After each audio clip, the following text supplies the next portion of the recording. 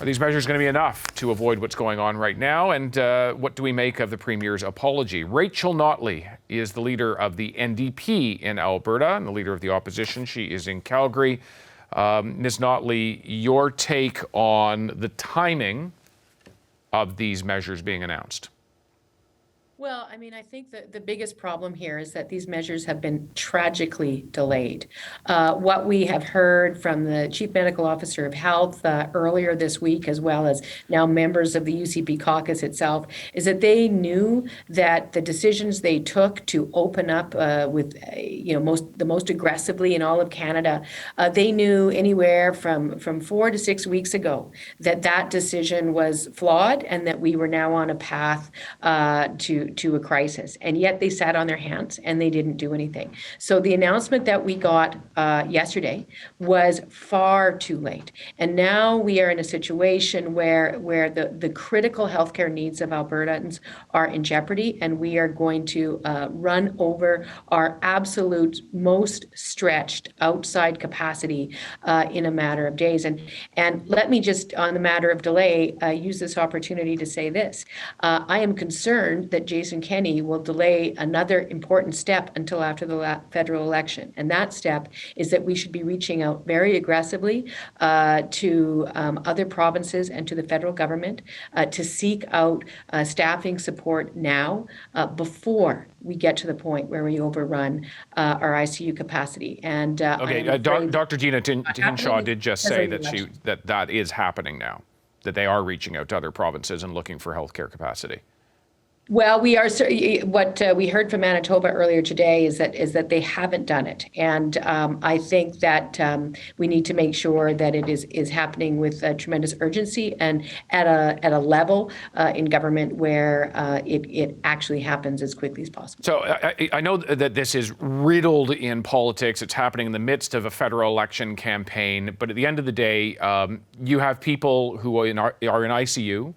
People who are going to die, and other people who are going to need ICU care and may, in just a few days, not be able to access it, whether it's because of COVID or something else. The situation is absolutely dire. So I guess I would go back and say to you that the Premier, no Premier in this country can force somebody to go and get a vaccine. Even the most hesitant, they can't force them to do it.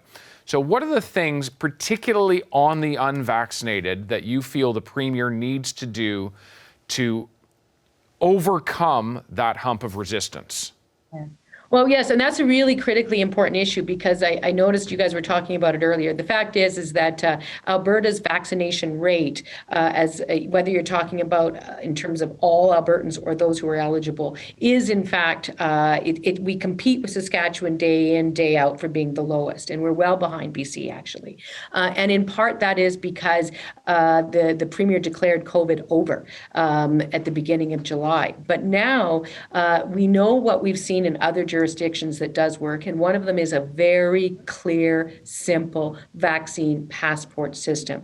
Now, the Premier kind of backed into something that looked like that yesterday, but I've been listening to Albertans all day today, and they are incredibly confused by what it was that was exactly just announced, when it comes into effect, who's eligible, who's not, how they prove it, and so they need to clarify that with the utmost speed. And I know they don't want to say the word because of their politics, but the fact is that it should be clear and concise, and the message should be consistent across the province with no exception. Okay, let me go back to something you were asserting before, and that is the connection to federal politics right now. Do you believe that the Premier, Jason Kenney, has not come out sooner than now because of the federal election campaign? And if so, why?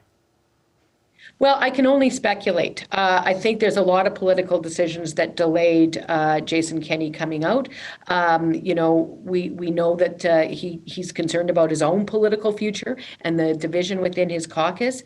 And I suspect that probably the federal election also had something to do with it.